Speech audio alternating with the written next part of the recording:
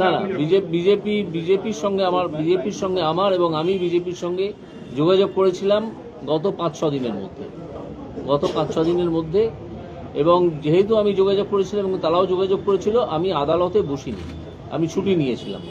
এই ছুটি নিয়ে কিন্তু আমারই ক্ষতি হয়, এই ছুটি নিয়ে কুণাল ঘোষ বা কল্যাণ ব্যানার্জির ক্ষতি হয় না, এই ছুটি নিয়ে ক্ষতিটা হয় আমার। তো আমি 7 দিন কোনো অ্যাডজুডিকেশন করব না বলে বসেছিলাম, যে যাতে কেউ আমাকে অন্তত এই অভিযোগটা করতে না পারেন যে আপনি বিজেপির সঙ্গে কথাবার্তা বলেছেন বা বিজেপি আপনার সঙ্গে কথাবার্তা বলেছেন, অথচ আপনি কোর্টে বসে অ্যাডজুডিকেশন করছেন। এটা কি করে হয়? এই অভিযোগটা যাতে না আসে, বিন্দুমাত্র এইসব অভিযোগ যাতে না আসে, সেই জন্য গত 7 দিন আমি বসিনি। শুধুমাত্র গতকাল আমি বসেছিলাম কতকগুলো মামলা ছেড়ে দিতে হবে বলে, কোনো অ্যাডজুডিকেশনের কাজ আমি করিনি। স্যার, দুটো প্রশ্ন স্যার। আপনি অনেক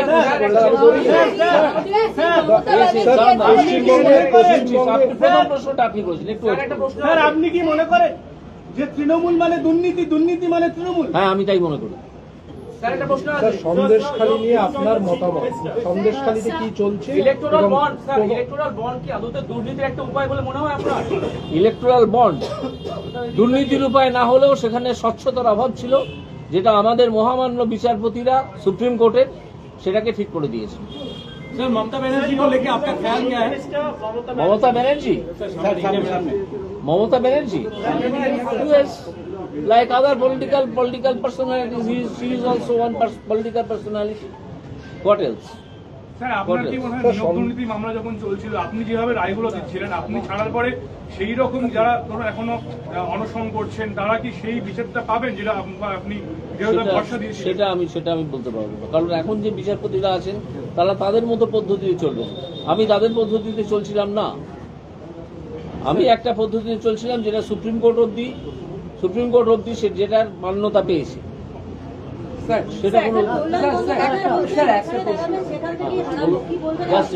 সব প্রশ্ন যখন একটি বিচারপতির আসনে রয়েছেন সম্মানজনক একটা পদ, সেখানে দাঁড়িয়ে যে স্বচ্ছতার সঙ্গে বিভিন্ন বিষয়ে প্রতিবাদ করছিলেন, সেখানে এবার যখন কোনো একটি রাজনৈতিক দলে আপনি গেলেন, সব দল তো স্বচ্ছতা নিয়ে চলবে না, সব দলের কোনো না কোনো প্রবলেম সমস্যা থাকবে, আপনি কি সেইভাবে প্রতিবাদ করতে পারবেন নাকি এটা গণ্ডির মধ্যে আবদ্ধ হয়ে গেলেন? আপনি দেখুন, এটার জন্য আপনাকে কিছুদিন অপেক্ষা করতে হবে। আমার কার্যক্রম দেখবেন, আমি নিশ্চয়ই বিজেপির পার্টি লাইন মেনেই চলবো এবং বিজেপি তো বলে দিয়েছে zero tolerance two corruption. Sir, আপনি কি নিজে কোনো ফিল্ড অফ ওয়ার্ক কিছু চেয়েছেন যেখানে আপনি কাজ করতে চান? যেই না, এখনো চাইনি, কারণ এখনো আমি ফর্মালি বিজেপিতে যোগ দিইনি। ফর্মালি বিজেপিতে যোগ দেবো সম্ভবত 7 তারিখে, এবং তার আগে পর্যন্ত অবশ্যই আমি আমার যা ঠিক ডিসাইড করেছি সেটা জানিয়ে রাখলাম আপনাদের, কারণ এই প্রশ্নটা বহুদিন ধরেই হচ্ছে। আমি ডিসাইড করেছি যে আমি বিজেপিতে জয়েন করবো, এইটুকু জানিয়ে রাখলাম। এবার জয়েন করার পর যেখানে তারা আমাকে দায়িত্ব দেবেন আমি সেই কাজগুলো করবো। যদি আপনি কন্টেস্ট করেন কোনো পছন্দের লোকসভা কেন্দ্র? না, কন্টেস্টের প্রশ্ন এখানে আসছে না। এই কন্টেস্ট করবো কি করবো না সে প্রশ্নের উত্তর দেবেন বিজেপির উচ্চতর মহল, যারা ইলেকশন কমিটি আছেন তারা।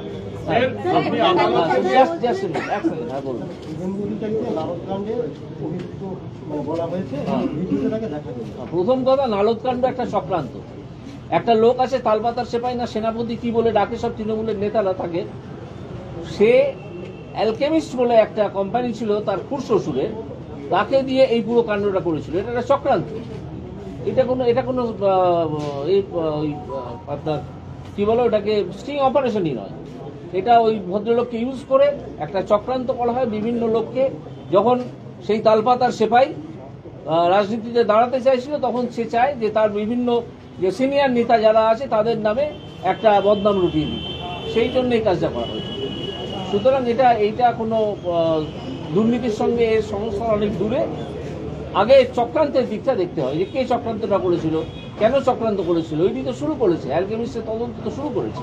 টিএমসি নেতাদেরও তো দেখা গেছিল সেই ভিডিওগুলোতে, টিএমসি নেতাদেরই তো দেখা গেছিল, আর কাকে দেখা গেছিল? রাইট। তো সেক্ষেত্রে কি তারাও ওই চক্রান্তের শিকার? আপনি অবশ্যই তারা চক্রান্তের শিকার। কেউ সেই চক্রান্তের শিকার হয়ে এখনো গিয়ে ওই তালপাতার সেপাইকে সেনাপতি বলে ডাকছেন। কোন যুদ্ধ তিনি জিতেছেন আমি জানি না, সেনাপতি তো। ঠিক আছে, দেখা যাক।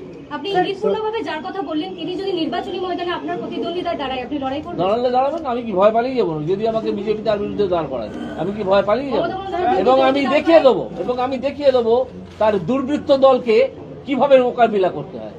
তার একটা পরিষ্কার দুর্বৃত্ত দল আছে ডায়মন্ড হারবারে, তাদের মোকাবিলা করেই তাকে লক্ষ লক্ষ ভোটে হারাবে। আর মমতা বন্দ্যোপাধ্যায় কল্যাণ বন্দ্যোপাধ্যায় বলছেন আপনি যেখান থেকে দাঁড়াবেন সেখান থেকে আপনাকে হারাবেন। কল্যাণ বন্দ্যোপাধ্যায় নিজে টিকিট পায় কিনা আগে দেখি। আপনার জামানত জব্দ হয়ে যাবে বলছে।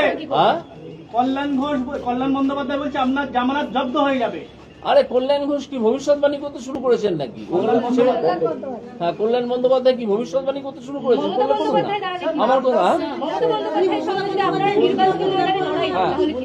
তাহলে একটা মিনিংফুল লড়াই হবে, কারণ মমতা বন্দ্যোপাধ্যায়কে আমি একজন প্রকৃত রাজনীতিবিদ বলে মনে করি।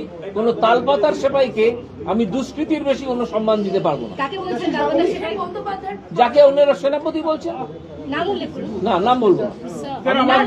আমি অনেক আমি কি এখানে কোনো স্ল্যাং ল্যাঙ্গুয়েজ ইউজ করতে এসেছি যে আমি তার নাম নেবো? সেই নামটাকে আমি স্ল্যাং ল্যাঙ্গুয়েজ বলে মনে করি, আমি সেই নামটাই নেবো না। Justice Gandhi, what about on Narda case? Can you speak on English or English? Yes, I have already said about Narda case. It was a conspiracy hashed by that Talpatar Sipai against the senior leaders of Trinamool Congress. Also, Suvendu Adhikari, on video, they can wrap one paper for, they can already, the video. You find it out what was there inside the wrapped paper. Yes, what was wrapped? Just you have to sir আমাদের রাজ্য আমি উত্তর দেবো আপনারা একাধিক প্রশ্ন করবেন। আমাদের রাজ্য এমন একটা রাজ্য যেখানে প্রায় 7খানা ক্লাইমেট জোন। আপনি আদালত থেকে জনতার আদালতে যাচ্ছেন, আপনি এতদিন আদেশ দিয়েছেন, মানুষের কথা শুনতে হবে এবার আপনাদেরকে। এই রাজ্যে আপনার পরিকল্পনা কি? কারণ আপনি ব্যতিক্রমী। আপনি একটা অত্যন্ত ভালো প্রশ্ন করেছেন। আমার মনে পড়ছে যে আমি একবার পশ্চিমবঙ্গের 7টা অ্যাগ্রো ক্লাইমেটিক জোন নিয়ে কথা বলেছিলাম। পশ্চিমবঙ্গের 7টা অ্যাগ্রো ক্লাইমেটিক জোনে বিভিন্ন রকমের শস্য উৎপাদন করা যায়, ক্যাশ ক্রপস এবং অন্যান্য শস্য, তাদের প্রিজার্ভ করা এবং সেগুলোকে মার্কেটিং করা, প্রপার ব্যবস্থা করতে হবে। এই চালকলের মালিকদের মতো ব্যবস্থা করলে চলবে না। ব্যবস্থা যদি করা যায় তাহলে কৃষকরাও উপকৃত হবেন এবং সবাই জানে যে কৃষি যদি উপকৃত হয় শিল্প উপকৃত হয় পাশাপাশি। এবার বলুন আপনি। জাস্ট আমার দুটো প্রশ্ন। হ্যাঁ বলুন। একটা হলো যে আপনি রাজনীতিতে যখন জয়েন করছেন, এই মুহূর্তে রাজ্যের রাজনীতিটা নিয়ে আপনার অ্যাসেসমেন্ট কি? এই মুহূর্তে রাজ্যের রাজনীতিতে তৃণমূল বলে যে দলটি আছে সেটা সম্পূর্ণ একটি দুষ্কৃতীদের দল। এটাকে কোনো পলিটিক্যাল পার্টি বলে আমি মনে করি না। এটা একটা যাত্রা পার্টি, পলিটিক্যাল পার্টি নয়। যাত্রা পার্টি যেমন বিবেক থাকে, তাদের তেমন বিবেক আছে। যাত্রা, আমি পলিটিক্যাল পার্টি বলে তৃণমূলকে মনেই করি না। তৃণমূল একটা যাত্রা পার্টি। তাদের যাত্রাপালার নাম হচ্ছে মা মাটি মানুষ। তাদের এদের যেমন বিবেক বলে একটা চরিত্র থাকে প্রতিটা যাত্রায়, তাদের আছে। কেউ কেউ হঠাৎ বিবেকবান হয়ে ওঠেন, সেখানে যেমন ছোট লোকের চরিত্র থাকে, মদমতালের চরিত্র থাকে, এরকম সব অনেক কিছু আছে সেই দলে। আছেই তো, দুর্নীতিগ্রস্তই তো দলটি সম্পূর্ণ দুর্নীতিগ্রস্ত দিয়ে তৈরি। আর কি